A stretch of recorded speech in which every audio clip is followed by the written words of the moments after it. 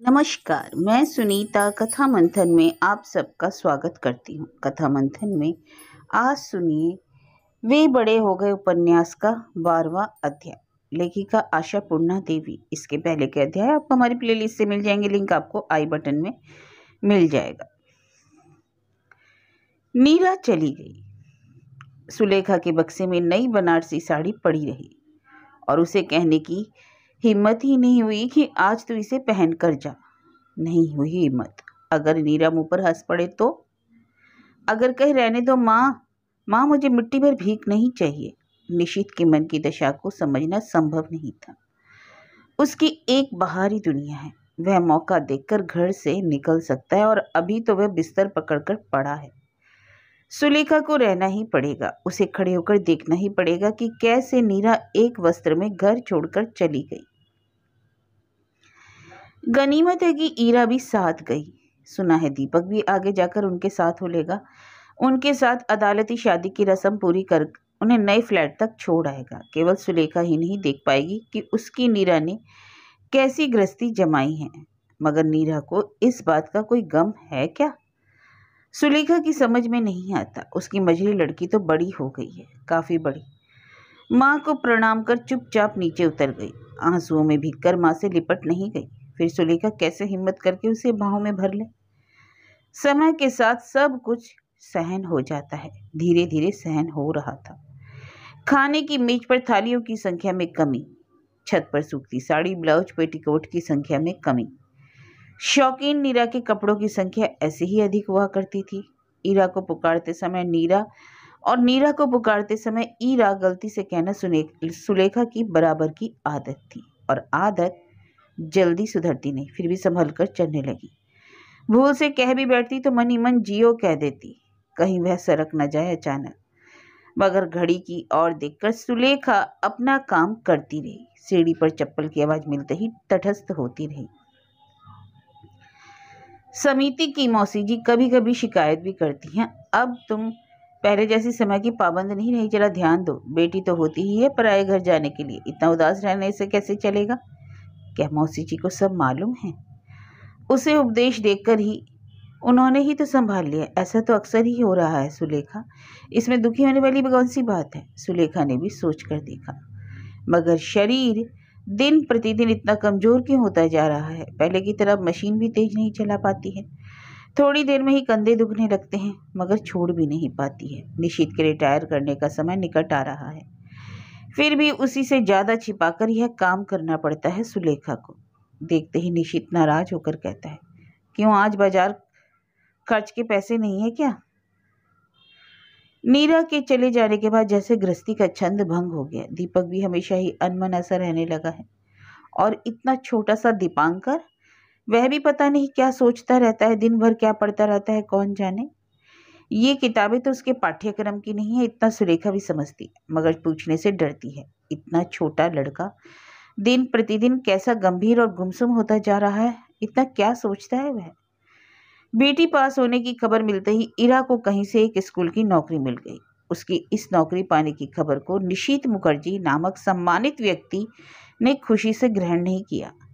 बेटों को मिलती तो इस बात पर मिठाइयाँ बंटती, वही बेटी के मिलने पर चेहरे पर अंधेरा छाया रहा कई दिनों तक। हालांकि ईरा ने यह समाचार सीधे पिता को ही दिया, क्योंकि माँ का यह डर के मारे कांटा बन जाना उसे बिल्कुल पसंद नहीं। बोली, बाबूजी, अरुंधति बालिका विद्यालय में मुझे एक नौकरी मिल गई है। नौकरी मिल गई? जैसे किसी ने निशित के गाल पर एक चांटा जड़ दिया। ना कोई सलाह, ना कोई पूछताछ, किसी को बता भी नहीं, नौकरी मिल गई। अपने उसी व्यंग मिश्रित भाव से हंसकर निशित बोला, अच्छा, तुम्हारा बड़ा भाई डॉक्टरी पास कर बेकार बैठा और तुम्हें पास करते ही नौकरी मिल गई? वाह वाह। ईरा पिता के इस व्यंग की अभ्यस्त थी, इसलिए विचलित ना होकर बोली, भैया भैया क्या ऐसी वैसी नौकरी ले सकते हैं? तो तुम्ही को जल्दीबाजी में ऐसी वैसी नौकरी लेने की क्या जरूरत थी? निशित की आवाज में और थोड़ी कड़वाहट घुल गई। बोला, बाप रिटायर कर रहा है, माँ बेटी ने मिलकर घर चलाने का इरादा कर लिया है क्या? इरादा करने का कुछ नहीं है बाबूजी, मिल ही गई, अब पास करके बैठी भी क्यों रहूं? बात में तो दम था। सुलेखा ने व्यंग नहीं किया, ताने भी नहीं दिए, केवल निराश स्वर में बोली, नौकरी करने लगेगी फिर शादी वादी नहीं होगी क्या? अरे नहीं, ऐसा क्यों सोचती हो? इरा हंसकर बोली। बल्कि शादी की धूमधाम के लिए कुछ पैसे जमा कर तुम्हारे हाथ में दे दूंगी। तो तू क्या अपनी शादी के पैसे खुद जमा करेगी इरा? इरा बोली। नहीं बाबा, तुम्हें दुखी होने से रोकना स्वयं भगवान के में भी बस में नहीं है। नौकरी मिली है, यह सुनकर पहले माँ सत्यनारायण की पूजा करती थी। सुलेखा भी हंस पड़ी, बोली, वह तो बेटे को नौकरी मिलने पर, बेटे को मिले तो सत्यनारायण की कथा, और बेटी को मिले तो लंबी आह। अब इस पुराने चश्मे को बदल डालो माँ, मगर हाँ, खाना परोसते समय तुम्हें थोड़ी तकलीफ होगी। सुलेखा तुनक उठी। तो क्या खाने के लिए फुर्सत नहीं मिलेगी? नहीं माँ, वह बात नहीं है, खाना भी देंगे, खाना पीना फ्री, क्वार्टर। क्वार्टर? इसका मतलब कलकत्ते में नहीं? नहीं, कलकत्ते में कौन देगा, बोलपुर के पास के एक गांव में। सुलेखा घबरा कर बोली, थोड़े से रुपए के लिए वहां जाकर पड़ी रहेगी तू? इतनी बुरी हालत तो नहीं हमारी। इरा शांत स्वर में बोली, हालत की बात क्यों करती हो माँ, अपने पैरों तले भी तो जमीन होनी चाहिए। इतने दिनों तक घर बैठे बैठे रोटियां तोड़ती रही, घर के पैसे लुटाकर पढ़ाई लिखाई की, अब और क्यों? बल्कि तुम अपनी सिलाई का बोझ कुछ कम कर दो। यह क्या हाल बना लिया है अपना? अचानक सुलेखा की आंखें भर आई।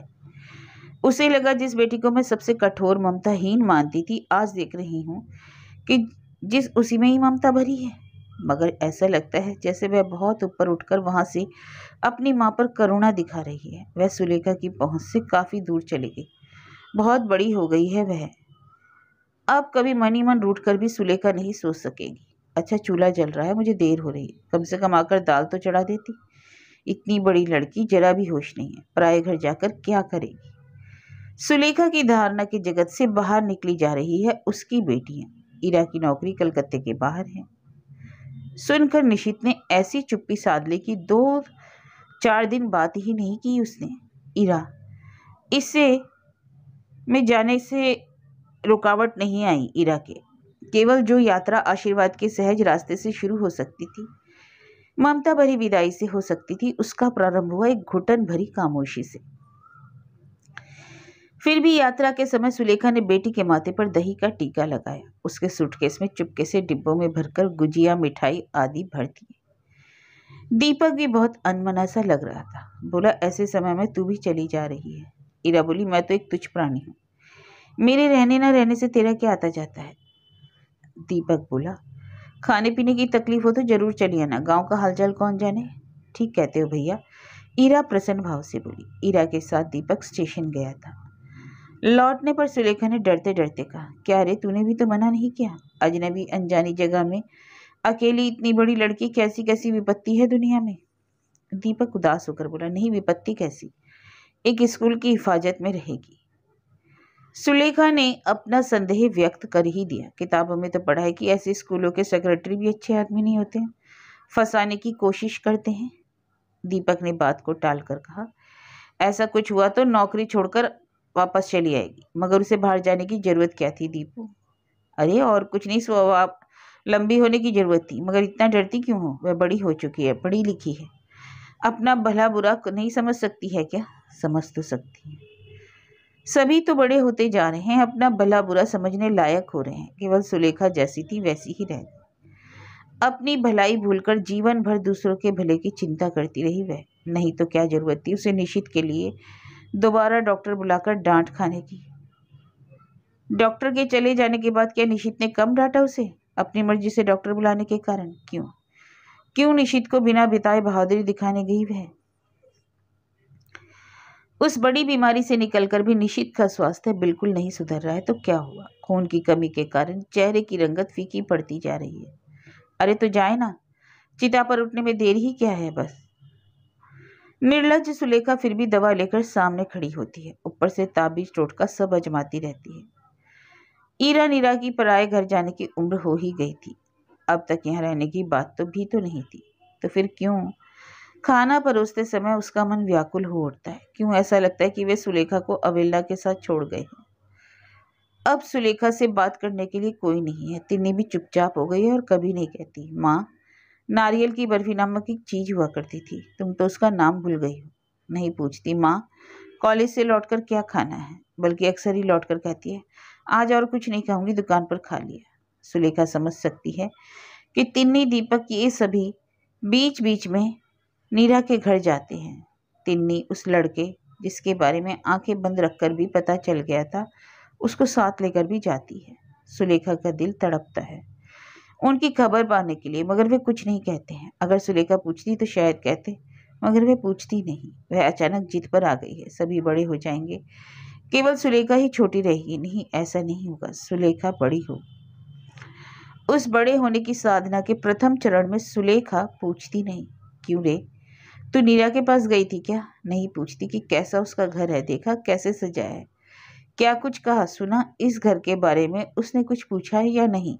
अच्छा, माँ बनने के लक्षण देखे कुछ? भीतर की सारी व्याकुलता होठों पर आना चाहती है, परंतु कठिनाई से वह अपने को छोटा नहीं होने से रोक लेती है। फिर भी सुलेखा की स्वाभाविक ममता क्या बड़ी आशा लेकर प्रतीक्षा नहीं करती? अगर एक बार वे कह दें, माँ नीरा दी के घर से आए हम लोग, प्रत्याशा विफल हो जाती है। तिन्नी के चेहरे पर कोई आवेग नहीं दिखाई पड़ता। तिन्नी सबसे छोटी और सबसे निर्भीक भी। वह अपनी अजीब निरासक्त लापरवाही के साथ पढ़ाई की मेज पर प्रेम पत्र छोड़ जाती है, उपहार में मिली नाम लिखी हुई किताब छोड़ जाती है, कॉपी के भीतर अपने प्रेमी की तस्वीर भी रख छोड़ती है। दोनों दीदियों के चले जाने के कारण शायद उसकी हिम्मत बढ़ गई है, और माँ को तो वह गिनती में ही नहीं लाती। उसे मालूम है कि माँ को चौके भंडारे से फुर्सत ही नहीं, या शायद यह भी सोचती है कि अगर माँ इस बार में कुछ पूछ बैठे तो वही भौहें तिरछी करके पूछेगी, मेरी मेज या मेरे दराज में हाथी क्यों डालती हो, पहरे देना छोड़ दो माँ। और यह भी कह भी सकती है कि वह भी तो बड़ी हो गई है। ऐसे स्वादहीन उदास जीवन पर अचानक रंगों का एक तरंग आकर गिरा। जैसे ही दीपक मेडिकल कॉलेज में हाउस सर्जन की नौकरी मिल गई, वैसे ही रिश्ते लेकर लड़कियों के पिता आने जाने लगे। निशित ने बंद लिफाफे को उलट पलट कर देखा और कहा, अरे यह चिट्ठी किसने दी? लिखावट जानी पहचानी तो नहीं लगती। सुलेखा का कलेजा धड़क उठा, कहीं ईरा को कुछ हो तो नहीं गया, कहीं आसपास के किसी आदमी ने खबर भेजी हो। वह अधीर हो गई, बोली, खोलकर देखो ना। मगर निशित ने तब भी नहीं खोला उसे। सुलेखा की बेचैनी का मजा लेने के लिए ही बंद लिफाफे को घुमा फिराकर देखते देखते बोला, कलकत्ते की ही है, अमस्ट स्ट्रीट पोस्ट ऑफिस से आई है। कलकत्ते की है? फिर सुलेखा का कलेजा धड़क उठा, तो क्या नीरा का है? नीरा किस पोस्ट ऑफिस के इलाके में रहती है? सुलेखा को पता नहीं है, और उसके दूल्हे की लिखावट कैसी है यह भी नहीं मालूम। तो क्या नीरा ही सख्त बीमार पड़ गई? घबरा कर उस नालायक ने नीरा के बाप को खबर दी, या फिर कोई शुभ समाचार है जो बिना कहे रहा नहीं गया, या फिर यूं ही पत्थर पर दरार पड़ गई, इसलिए माँ को लिखकर बताने की इच्छा हुई, खुद पता नहीं लिखा, ताकि हम कहीं बिना पढ़े फाड़ ना डालें। यूं ही तो नहीं कहता दीपक, ऐसे अजीब अजीब ख्याल तुम्हारे दिमाग में आते हैं माँ। इतनी सारी आशंकाएं पल भर में ही सुलेखा के दिमाग में गुजर गई। तभी बोली, हाथ कंगन को आरसी क्या खोलने से ही तो पता लगेगा। खोला निशित ने, और कोई चारा नहीं था, इसलिए उसके बाद सुलेखा को बिल्कुल भी भूलकर मन ही मन पढ़ने लगा। 2 पन्नों में भरकर लिखी गई थी। बलि के बकरे की तरह करुण आंखों से सुलेखा निहारती रही निशित के चेहरे को कि कौन सा भाव प्रकट हो चेहरे पर। सुलेखा यह देखकर अवाक रह गई कि निशित के होठों के किनारे एक हल्की सी मुस्कान उभर आई। यह क्या है? निशित के चेहरे पर ऐसी हंसी ला दे। अरे यह कौन सी वार्ता है? सुलेखा तो हमेशा से ही अपनी मर्यादा को कुचलती आई, आज भी वही किया उसने। हल्के स्वर में बोल पड़ी, क्यों जी, चेहरे पर तो बड़ी हंसी बिखेर रहे हो। लॉटरी में फर्स्ट प्राइज मिलने की खबर है क्या? खुद ही पढ़े जा रहे हो, जरा मुझे भी तो सुनाओ। निशित नामक उस आत्म केंद्रित आदमी के मन में अचानक करुणा का संचार हुआ। वह निशित जिसने अपने आप को बड़ा कीमती समझकर अहंकार में और सभी को कौड़ी के दाम लगाया, और जो सहनशीलता की मूर्त इस सुलेखा को प्रतिक्षण अवहेलना दिखाकर अपने अहम की संतुष्टि करता रहा, वही निशित अब थोड़ा हंसकर बोला, लो पढ़कर देख लो। उसने चिट्ठी सामने रख दी। सुलेखा निहाल हो गई, विगलित होकर चिट्ठी उठा ली उसने। पढ़ते पढ़ते उसका भी चेहरा खिल उठा। पढ़ने के बाद प्रसन्न होकर बोली, अच्छा जी, उन्हें कैसे पता चला तुम्हारा बेटा इतना लायक वर है? आज निशित का मन प्रसन्न है। वही प्रसन्नता उसके स्वर में झलक उठी। बोला, जब फूल खिलते हैं तब दुनिया को पता चल ही जाता है, अर्थात प्रसन्नता इतनी अधिक है कि भाषा में काव्य झलक रहा है। फिर से एक बार चिट्ठी पर नजर फिरते हुए सुलेखा बोली, तुम्हें तो खूब चढ़ाया, क्यों नहीं, लड़के के बाप हैं आखिर। लड़के के बाप की खुशामद तो करेंगे ही, तो महानुभाव आप उन्हें क्या जवाब देंगे? अरे जवाब क्या दूंगा, लिखूंगा। पहले लड़की की एक तस्वीर भेजे, फिर आगे की बातचीत तय कर ली जाएगी। सुलेखा संकोच के साथ हंसकर बोली, मगर कुछ ज्यादा ही अकड़ मत दिखाना। अच्छा अच्छा, यह सब सिखाने की जरूरत नहीं। नहीं, मैं यही कह रही हूँ कि आजकल की लड़कियां बड़ी होती हैं, किसी तरह की अवहेलना की बात से अपमानित महसूस करती हैं। अरे करती है तो करे, बाप का अंत थोड़ा ज्यादा करके खा लेगी। कहता है लापरवाही से, फिर भी निशित के स्वर में कौतुक छलकता है। बड़े दिनों तक कोने में सिर झुकाकर काटे हैं उसने, आज अचानक जैसे किसी ने लाकर उसे मंच पर खड़ा कर दिया है। इसी कारण निशित के मन में आज खुशी की हिलोरें उठ रही हैं।